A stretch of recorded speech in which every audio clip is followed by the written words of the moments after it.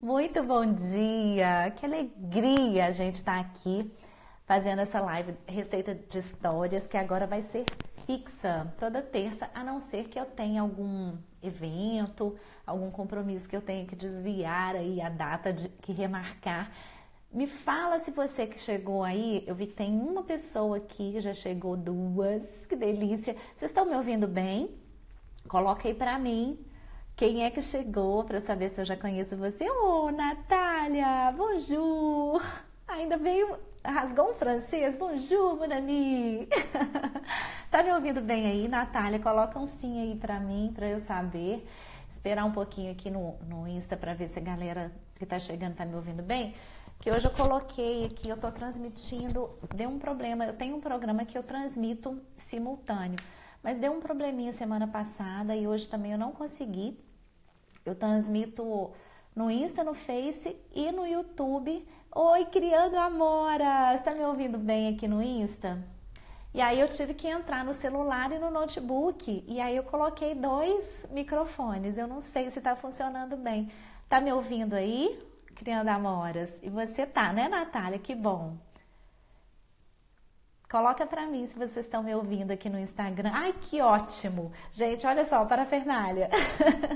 É o microfone que eu uso para gravar os vídeos, às vezes, quando eu vou fazer gravação externa. Aí coloquei, conectei aqui no celular e funcionou. Que bom, que bom! Estou muito feliz da gente estar fazendo essa live, né? Tá fazendo Receita de Histórias, que era um projeto que eu já tinha, assim, antigo e que surgiu, assim, já há muito tempo, mas eu resolvi colocar em prática. Ele ia ser em outro formato, mas eu resolvi fazer nesse formato de live. E surgiu porque tem uma demanda muito grande, as pessoas que me acompanham, tanto as minhas alunas, quanto as pessoas que conhecem meu trabalho, que sabem que eu estou sempre pesquisando, sempre estudando, elas me pedem muito para indicar histórias sobre temas específicos. E ainda mais por saberem que eu estou desenvolvendo esse trabalho sobre usar as histórias de forma terapêutica.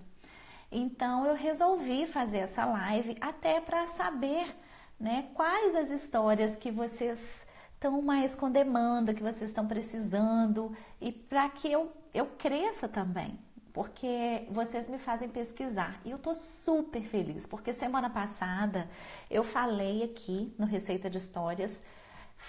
Eu nem tinha avisado, porque foi mesmo assim, eu falei, eu vou começar, sabe? Porque às vezes a gente fica esperando o momento certo, o equipamento certo, tudo certo, e a gente não começa, né? E o importante, mais importante do que, às vezes, até que a estrutura, sabia? É a gente entrar em campo, a gente começar a realizar o que a gente tem que fazer. A gente fazer o que a gente veio fazer nesse mundo. E aí eu comecei semana passada com um tema que foi sobre o suicídio, como falar sobre o suicídio com as crianças. Principalmente porque, infelizmente, nós temos tido um aumento de crianças cometendo suicídio, enfim. E aí veio essa pergunta até de uma aluna da Tribo 4 e eu fiquei refletindo sobre isso e resolvi iniciar o Receita de Histórias com esse tema. Oi, Rodrigues! Ah, quem é? Rodrigues Eliane Pacheco. Ah, Pacheca, minha prima, parente. E aí, gente, eu comecei com esse tema.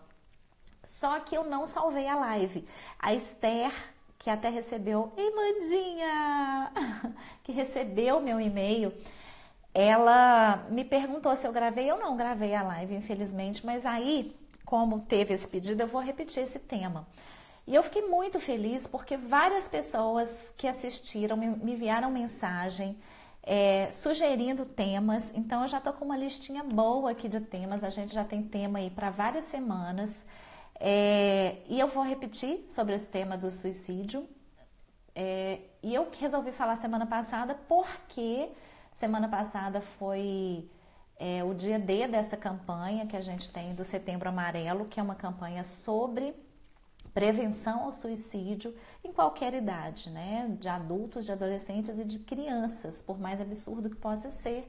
Mas a gente tem sim muitos casos e tem crescido, infelizmente. Então a gente precisa entender mais sobre isso, né? E na live eu falei bastante sobre isso e eu vou retomar esse tema, tá?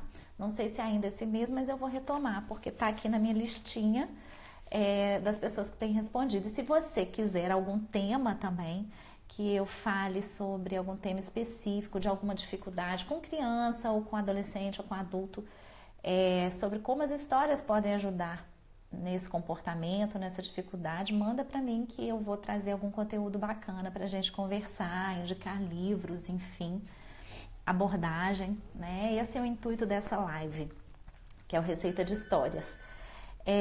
E aí, gente, vocês não vão acreditar, meu interfone tocou e eu tô esperando uma encomenda, então eu vou ter que ir ali rapidinho. Não saiam daí, só um instantinho, só para ver se é minha encomenda. Quem sabe faz ao vivo, só um minuto.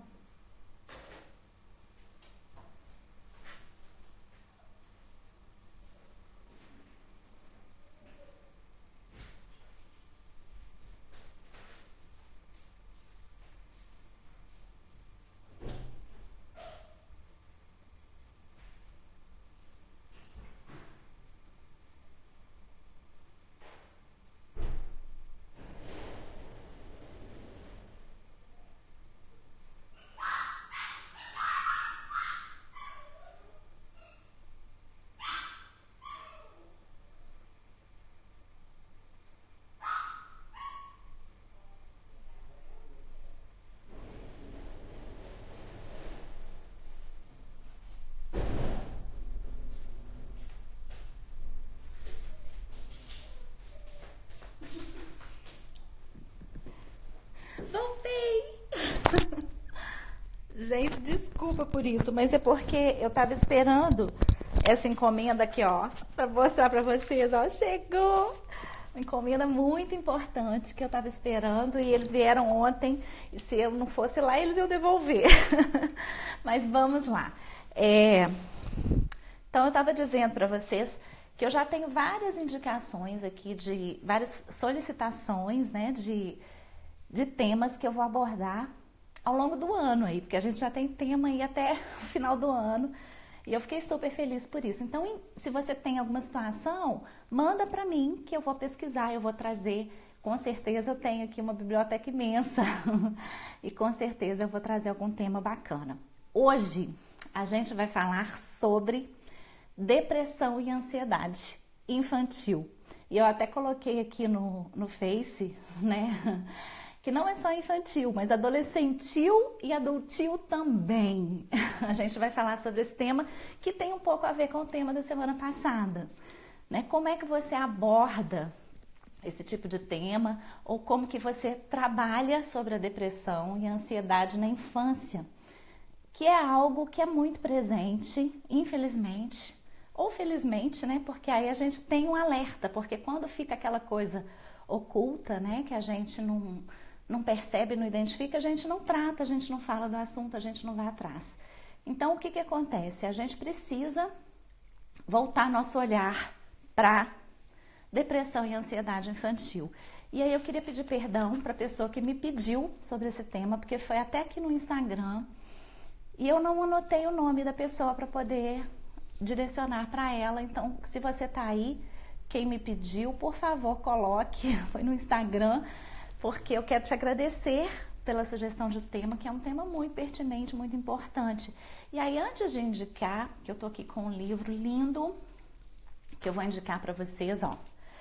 É um livro muito bacana, que eu uso aqui em casa, inclusive com a Giovana, pra gente prevenir, né? Porque quando é identificado esse problema, a gente tem que tratar. Então, isso aí é uma coisa que eu quero deixar muito clara, porque não substitui tratamento, gente. Essa indicação que eu quero fazer para vocês, a Receita de Histórias, é uma forma da gente prevenir e também auxiliar no tratamento, caso a criança ou o adulto, adolescente esteja já diagnosticado.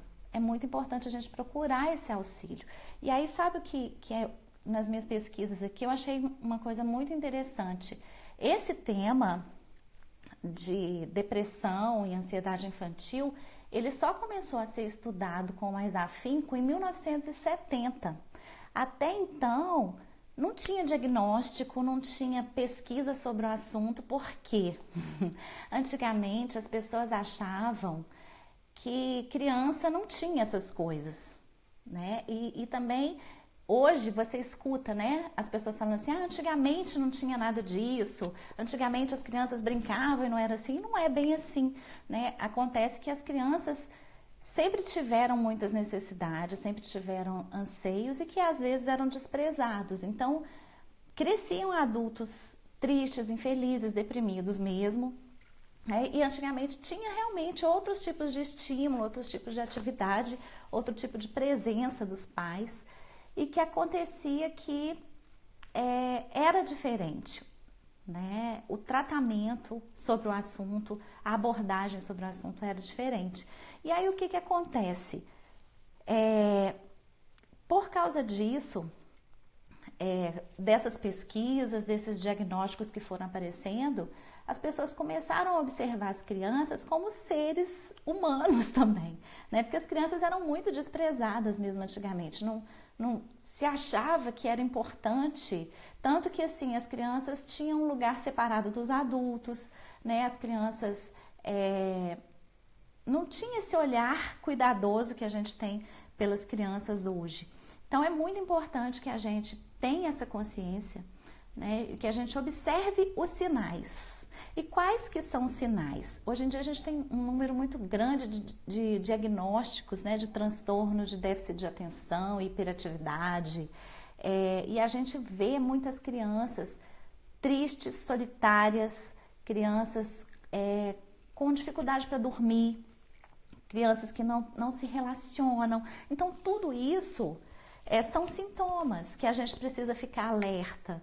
Né? Principalmente hoje em dia a gente se prepara muito para a paternidade e para a maternidade.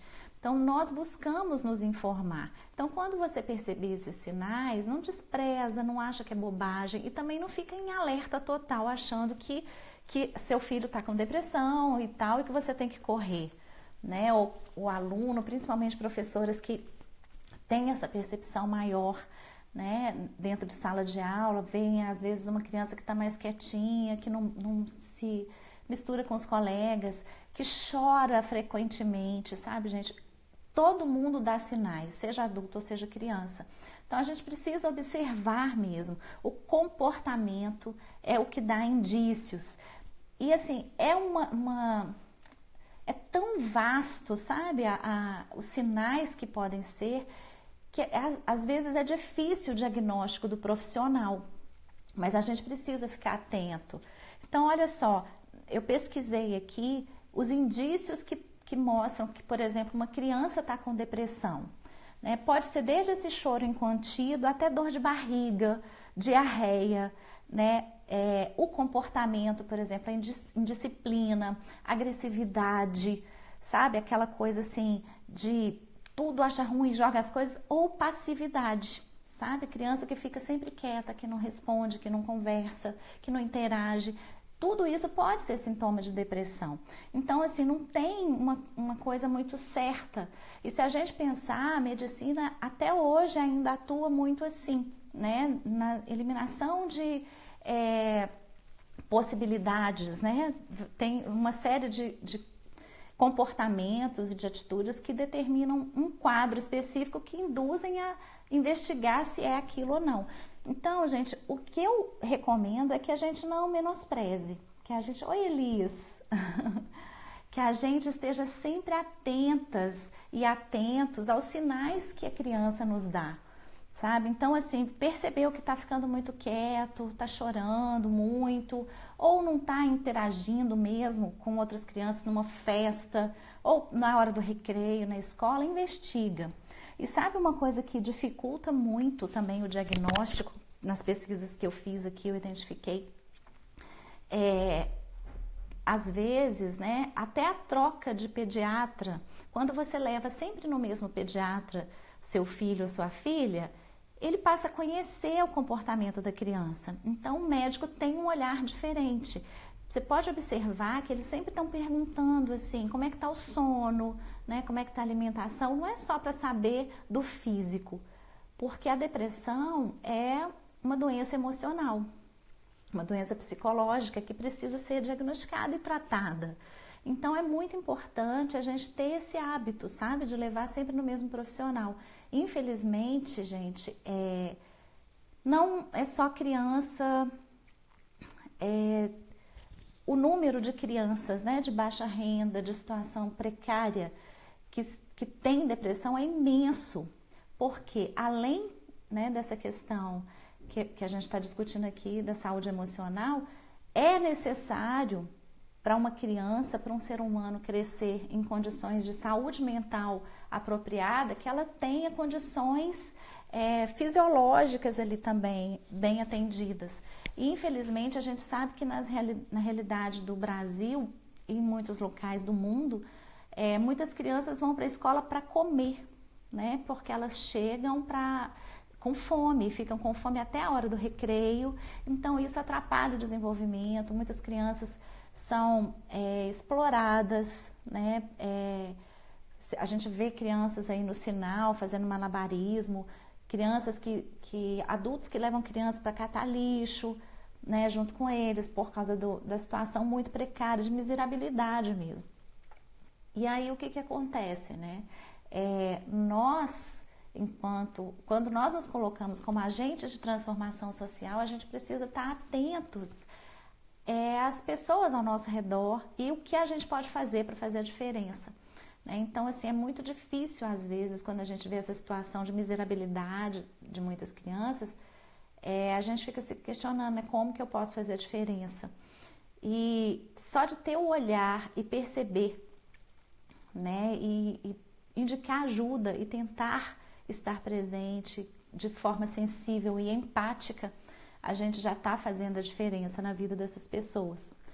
E aí, quando a gente olha para dentro da nossa casa, né, e a gente começa a perceber também alguns sinais, né, a criança ficando muito solitária, muito triste, não conversa, né, não quer ficar, não interage. Então, o que a gente precisa fazer? A gente tem sempre que fazer esse exercício de empatia. A gente precisa ser empática, se colocar no lugar dos nossos filhos, dos nossos sobrinhos, sabe? Perceber e conversar e buscar sempre a causa que está fazendo com que essa criança se comporte dessa maneira, em vez de só ignorar ou falar é assim mesmo, ou às vezes punir no caso de uma agressividade, né, de uma indisciplina. Tudo isso pode ser sintoma de uma depressão em algum nível, pode ser sintoma de uma crise de ansiedade. E aí a gente precisa investigar, porque ninguém age dessa forma agressiva ou extremamente passiva em sã consciência, ninguém escolhe agir assim. A nossa essência de pessoas saudáveis, né, é agir de forma equilibrada mesmo, sabe? Quando a gente interage, a gente sorri, nós somos seres sociais. Então, tudo que foge a isso, ou seja em excesso, ou seja pela escassez, a gente precisa estar atentas e observar, né, o que está acontecendo com este ser que está aqui convivendo comigo em algum nível, que eu possa fazer a diferença para ele ou para ela, que eu possa ajudar. A gente vê, né, que normalmente filhos doentes têm pais doentes, né? Filhos doentes têm a família está doente, o sistema está doente de alguma forma. Então eu tenho falado muito sobre a negligência parental. Eu não sei se vocês viram aí um vídeo que circulou semana passada também sobre crianças manifestando por causa do uso excessivo de celular por parte dos pais, né? E olha que alerta que é isso, né? Quantas vezes a gente está deixando de olhar nos olhos para olhar para as telas, né? Dentro de casa, a gente não tem um momento assim um momento que a gente chama aqui em casa de atecnológico, que é o de desligar mesmo o celular, guardar ali, sentar e ter esse momento de família ali, de conversar, como é que foi seu dia, o que está pegando, o que está difícil, olha que coisa legal que eu fiz hoje, olha o que eu ouvi hoje, sabe? Nem que seja para contar de algum vídeo que recebeu, mas contar em vez de enviar, sabe? Não substitui o contato. A tecnologia, ela não é ruim, o uso dela é que pode ser ruim. eu sou muito favorável à tecnologia. Eu acho que não tem por que proibir, não tem por que negar e por que não usar. Porque é uma evolução da humanidade, né? Nós precisamos saber usar com consciência. Então, o uso é que é errado, né? Tá aí para nos ajudar, olha só, nos aproximando aqui, né? Pela tecnologia. E aí, gente, outra coisa que eu pesquisei, que eu queria muito trazer para a gente conversar, antes de eu te mostrar aqui o livro que eu queria indicar, né? O que é a saúde mental? O conceito de saúde mental, agora eu vou até ler aqui que eu anotei. Saúde mental é um estado de bem-estar no qual o indivíduo realiza suas habilidades e lida com os estresses da vida. Hoje em dia, a gente vê como as crianças estão tendo muita dificuldade de lidar com a frustração. Porque muitas vezes nós, enquanto pais, a gente está poupando muito nossos filhos, né, das dificuldades que eles têm às vezes. A gente quer ajudar, a gente quer dar condições e tudo, e é preciso saber lidar com as frustrações, saber lidar com os nãos da vida, né? Com as dificuldades que às vezes a gente enfrenta. Quando você poupa demais, você também está levando a um diagnóstico de doença, porque a criança que é poupada demais, ela não aprende a lidar com as frustrações, ela não aprende a perder num jogo, ela não aprende a entender que uma hora um ganha, outra hora outro perde e que tá tudo bem, né? Então, o que a gente precisa fazer? A gente precisa, às vezes, deixar entender que o erro, às vezes, não é ruim. Tirar uma nota ruim numa prova não é punindo que a gente vai ajudar, né? É conversando de uma forma saudável em casa e conversando mesmo, e levando a criança a refletir, né? Como você poderia ter tido uma nota melhor? O que houve que essa nota não foi legal? Como eu posso te ajudar em vez de... Você está de castigo, eu te pago a melhor escola, te dou os melhores livros e você não faz a sua parte. Aquilo ali, uma nota ruim, é um sinal que algo foi ruim. E o que eu vejo às vezes é muitos pais indo lá conversar com a professora para pedir um ponto a mais. Eu corrijo, né, junto com a Giovana, a gente vê a nota, vê as respostas dela, e quando ela argumenta, mãe, mas eu não errei nesse aqui, por que você não errou? Aí ela fala, então você vai lá e vai conversar com a professora e falar com ela, porque ela é a autoridade dentro da sala de aula, eu não tenho nada com isso, sabe? Se ela corrigiu assim, eu concordo com você, acho que seu argumento está certo, você vai lá e fala. Sabe? Então, assim, a gente precisa deixar nossos filhos crescerem, deixar eles fazerem isso. Sabe por quê, gente? Isso é uma forma da gente evitar que eles recorram à droga quando estiverem tristes. Porque eles vão saber que a tristeza é passageira, que o erro é passageiro. Quando a gente poupa e a gente vai e resolve no lugar deles, eles não vão saber quando eles precisarem. Então, isso é uma forma da gente prevenir a depressão, sabe? A gente deixar que eles... Eu não gosto do termo quebrem a cara, né? Mas para ficar claro, né? Deixar que às vezes eles quebrem a cara nesse sentido, né? De perceber que se eles não fizerem a parte deles, né? Se a Giovana não fizer a parte dela, vai acontecer alguma consequência. Então, assim, é ruim para ela, às vezes, fazer revisão da matéria. E aqui em casa ela não faz revisão da matéria na véspera de prova, porque véspera de prova não é para estudar, né? É para você relaxar e relembrar. Isso eu deixo muito claro. Então, assim, a gente tira essa pressão da criança quando a gente faz isso, quando a gente coloca disciplina. Então, assim, eu sou totalmente contra atitudes autoritárias, seja por parte de pais, seja por parte de qualquer autoridade que seja, mas a gente precisa ser autoridade, a gente precisa colocar limites e disciplina com amor. Existe forma de fazer isso, né? Então, é uma forma da gente prevenir mesmo, e a gente está atentos, a gente não pode ser negligentes enquanto pais, a gente precisa estar presente, a gente tem esse ser sobre nossa responsabilidade que não é nosso, né? Eu acredito, a Giovana não é minha, ela veio como minha filha, mas ela não é minha, ela é dela, ela é um ser único. E eu tô aqui para ajudar ela nessa caminhada enquanto ela precisar de mim. Isso é muito claro para mim. A gente precisa rever nosso papel e sair desse altar, eu sou a mãe, obedeça porque estou mandando. Eu sou sua mãe e eu sei as consequências. Então eu estou dizendo isso para você porque eu sei que se você insistir nisso vai dar errado, vai dar merda, né? Vamos falar aqui abertamente. Então, gente, é muito importante a gente assumir o nosso papel. Oi, Ju! A gente assumir o nosso papel e não sermos negligentes enquanto mães, enquanto pais. Isso é amor. Quando a gente dá limite de forma amorosa, não imposta, não de forma autoritária, mas com a autoridade que nós temos, e nós temos que assumir esse papel também. E aí, entro nessa questão, né, do tanto que é importante. Ah, que legal, conselhos para o luto. Oh, que bacana seu perfil. Depois eu quero falar com você. Mas quando a gente...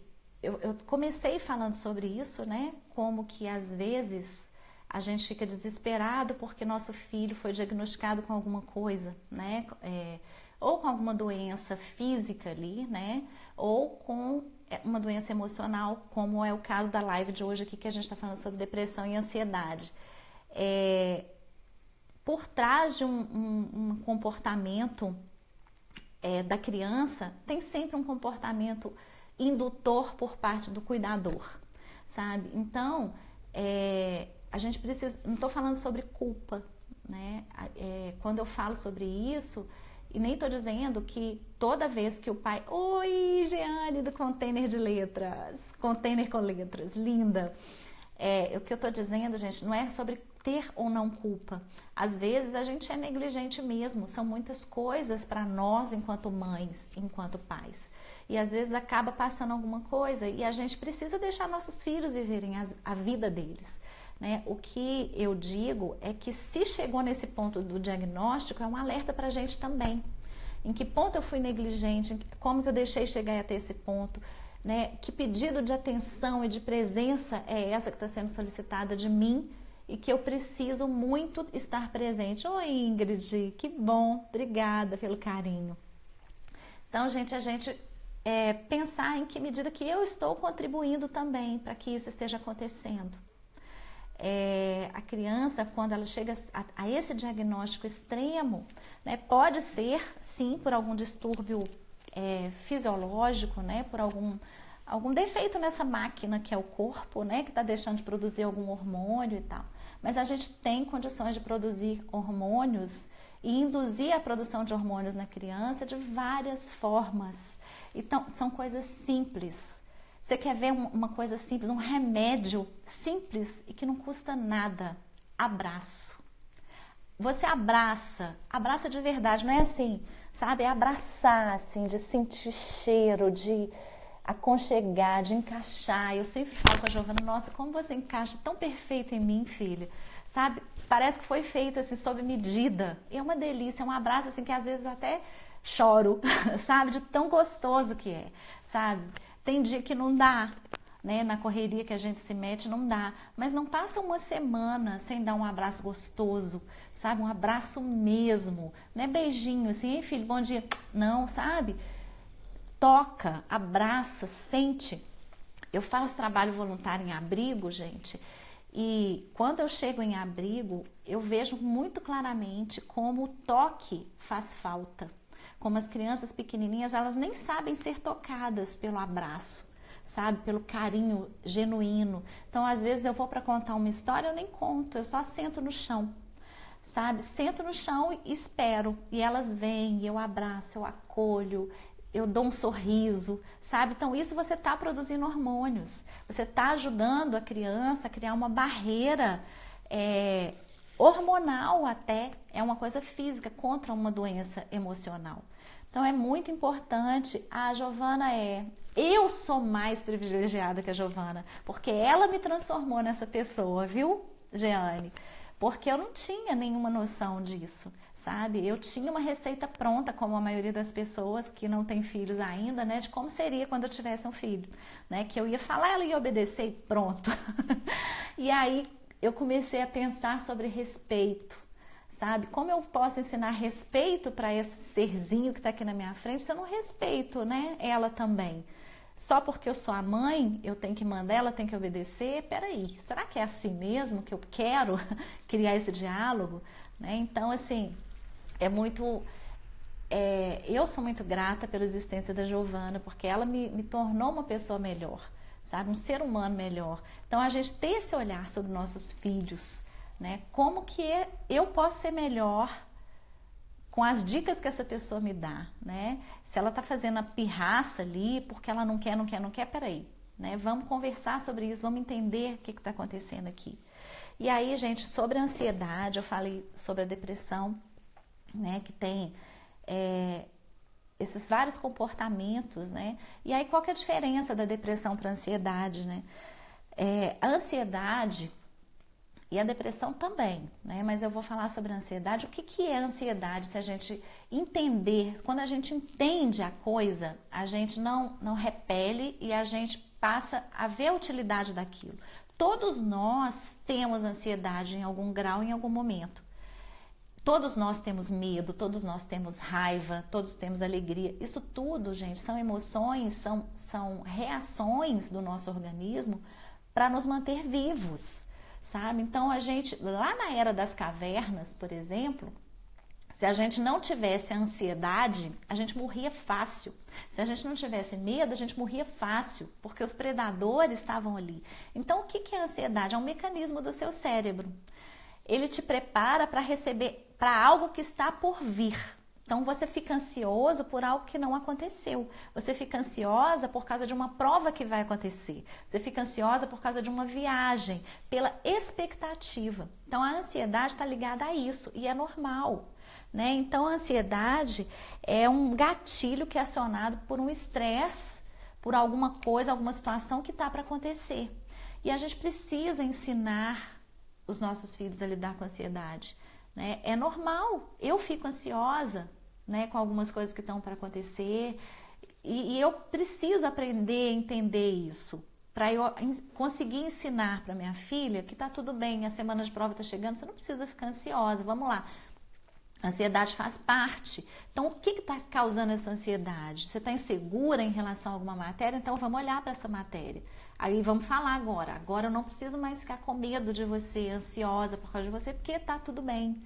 Né? Então, é mostrar para o nosso corpo, para o nosso organismo, para a nossa mente, que a gente está bem em relação àquilo. Mas a gente só consegue fazer isso, e não é só diagnosticando, gente. O diagnóstico é muito importante, não é só socando remédio nos meninos, não. O remédio ajuda demais, ajuda muito. É outra evolução nossa enquanto seres humanos, né? A gente ter remédio para poder tratar alguma coisa. Mas o remédio não é para ser para sempre. Né? Vamos investigar a causa, o que causou essa ansiedade, o que causou essa depressão, para ir lá e cortar aquilo, porque o nosso normal não é ficar com a depressão no nível patológico, com a ansiedade no nível patológico. Todo mundo tem um momento meio depressivo mesmo, às vezes alguma coisa não vai bem e tal, e é o momento da gente se recolher ali e pensar em novas estratégias, em como eu posso agir de forma diferente. Sabe, ensinar isso, a gente só ensina se a gente aprende. Então, investigar, sabe, pesquisar, ir atrás do que realmente está causando, né? Por que meu filho está ficando assim? Por que minha filha está ficando assim? Com essa tristeza tão profunda. Como que eu posso ajudar? Sabe, abraçar mais, falar eu te amo olhando no olho mais. Sabe? E tá presente de verdade, arrumar tempo. Não é possível que a gente não consegue 5, 10 minutos do nosso dia para dedicar exclusivamente a um filho, a 2 filhos, a 3 filhos, a cada um, sabe? Isso é saudável para qualquer relacionamento e a gente ganha muito também, né? Então, assim, é uma troca de energia, uma troca de amor, uma troca de presença e uma troca da função que a gente tem nesse mundo. Porque a nossa missão é evoluir, né? A gente veio aqui nesse mundo para a gente sair melhor do que a gente chegou. E a gente consegue fazer isso quando a gente faz o outro também fazer isso. Então, quando eu ajudo o outro a evoluir e o outro que está ali sob o meu cuidado, eu vou, né? Também. E aí, gente, como que previne, então? né, a depressão, eu já falei algumas coisas para vocês, né? É ter o olhar atento, é ter esse exercício de empatia, de se colocar no lugar. A gente precisa ser empática, muito empática na maternidade, né? De se colocar no lugar do seu filho, da sua filha, né? Por que tá assim, né? Por que tá tão agressivo assim?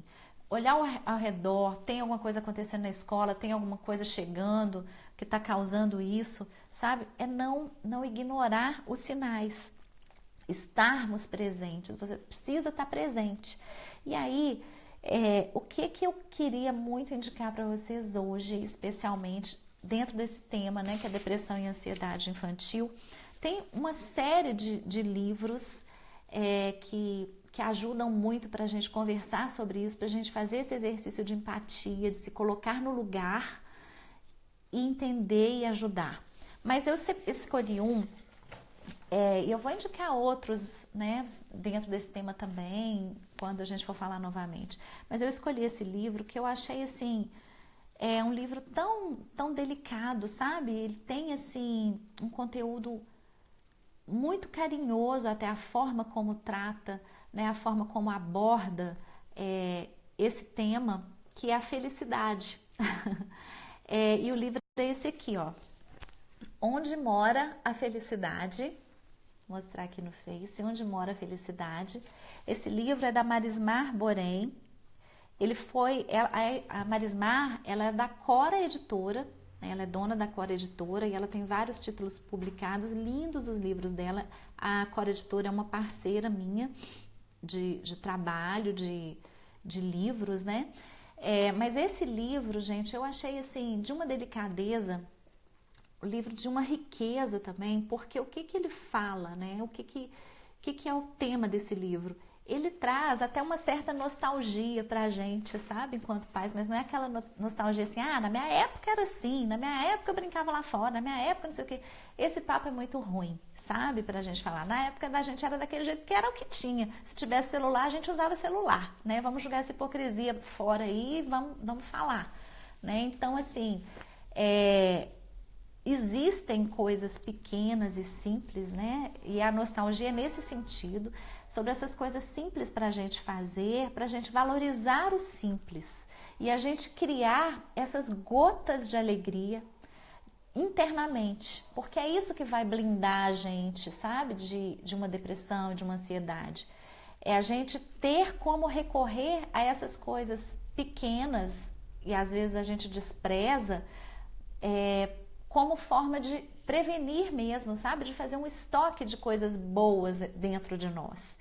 E a gente ensinar para os nossos filhos, instigá-los mesmo a buscar e observar na natureza, sabe? No dia a dia, essas pequenas coisas, pequenas ações das pessoas que produzem felicidade.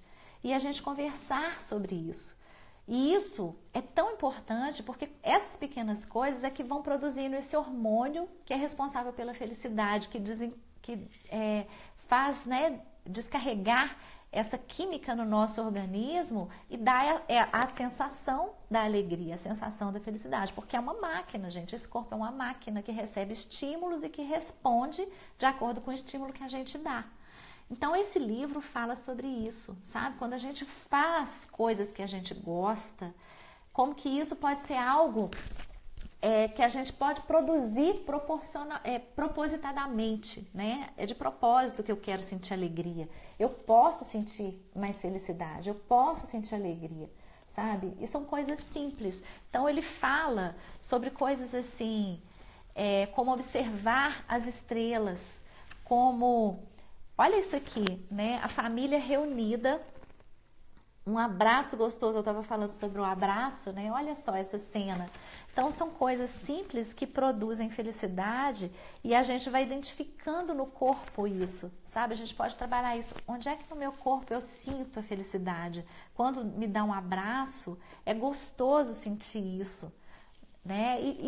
O que faz isso no meu corpo? Como que eu posso buscar isso quando eu precisar? E discutir com a criança que é comum, é normal ficar triste. E se assumir também, eu também fico triste, eu também fico indignada, eu também acho que é injustiça quando algumas coisas acontecem. E como que eu lido com isso? né? A gente colocar essa questão para os nossos filhos. Olha só, são coisas simples mesmo que produzem felicidade, como cuidar de um bichinho, como cuidar de um cachorro, ajudar uma joaninha, né?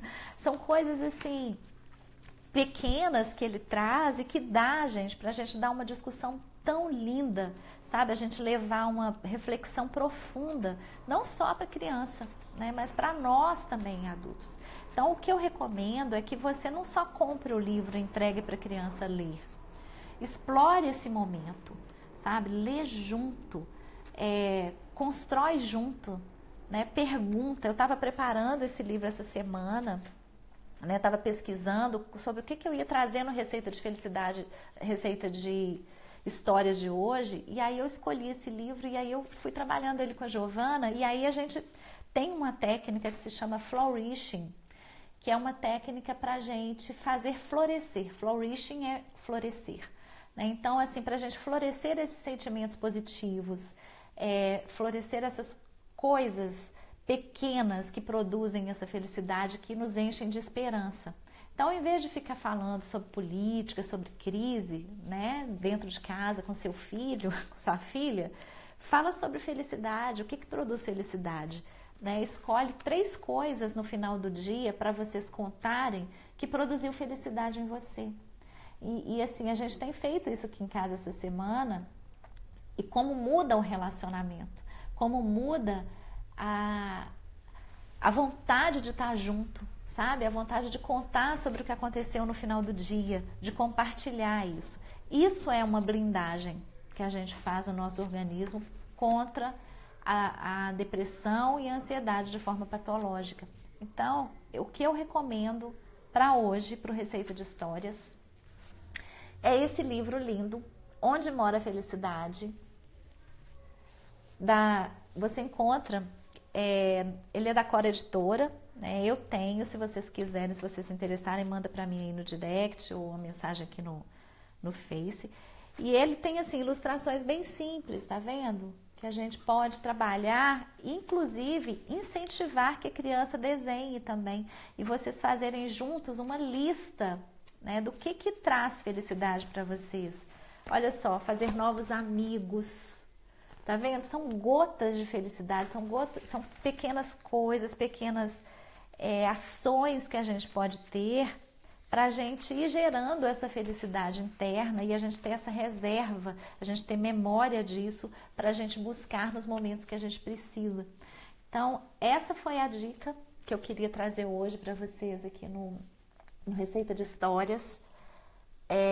Foi muito bacana pesquisar sobre o tema que foi sugerido por vocês, sobre depressão e ansiedade na infância, como que a gente lida, como que a gente previne, né? Então essa é a minha dica de hoje para você, no Receita de Felicidade, no Receita de Histórias, ter muita felicidade, para você gerar felicidade. Espero que tenha feito muito sentido, que tenha ajudado, né, a saber aí como é que eu penso sobre isso, como é que eu lido sobre isso, e pesquisem, sabe? A recomendação que eu dou é sempre essa: pesquisem, sempre, porque é muito importante para a gente entender as coisas, em vez da gente só julgar, né? Só falar, isso é modinha, porque eu já escutei gente falando isso é moda, menino não tem depressão, menino não tem ansiedade. Tem sim. Crianças pensam sobre questões existenciais muito mais do que a gente imagina, e elas não conseguem verbalizar. Então, quando você traz isso aqui, você está ajudando ela a criar vocabulário, ajudando ela a externalizar o que ela sente. Não menospreze o entendimento e as vivências que uma criança tem. Esse é um caminho para que você exerça aí a empatia e que você ajude a curar, a prevenir e a curar a saúde emocional dos nossos filhos, das nossas crianças, que são os seres iluminados que vão fazer com que esse planetinha siga aí adiante, cada vez mais iluminado. Então, gratidão a todas vocês e todos vocês que estiveram aqui comigo e que vão assistir. Gratidão por todos os pedidos aí que eu já recebi. Eu tenho muito muita história para indicar aí nas nossas terças-feiras pela manhã, na Receita de Histórias. Aguardo vocês. Ah, e antes da gente ir, definitivo, mais um convite. Na semana que vem, na terça-feira, dia 25 de setembro, às 20h30, eu vou fazer uma palestra online chamada O Poder Terapêutico das Histórias. Então eu vou divulgar, provavelmente hoje já vai ter o link de inscrição, tem que fazer inscrição, é uma sala online, né? É uma sala virtual, então tem limite de pessoas, tem uma capacidade limitada, então só quem se inscrever vai receber o link para entrar na sala. Eu devo divulgar hoje ou no máximo amanhã. O encontro vai ser na terça-feira. A palestra se chama Poder Terapêutico das Histórias. Eu aguardo vocês para a gente bater um papo muito, muito bacana sobre esse poder incrível aí das histórias de serem terapêuticas, de proporcionarem cura. Então, aguardo vocês. Gratidão por estarem comigo aqui na Receita de Histórias. Terça que vem, de manhã também tem mais Receita de Histórias e à noite tem a live, tá bom? Então, gratidão. E até terça que vem. E comenta aqui pra mim, tá, gente? Manda aí no direct, comenta pra mim. O que você... Deixa eu só ver aqui os comentários. Nana, querida, autonomia gera segurança. A Nana colocou aqui. Isso aí, Nana. Aqui. Deixa eu ver aqui no Insta os comentários.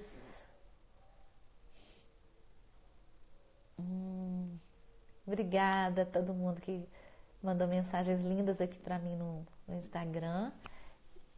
E até terça que vem. Gratidão pela presença. Manda para mim aí depois, tá? Comentário.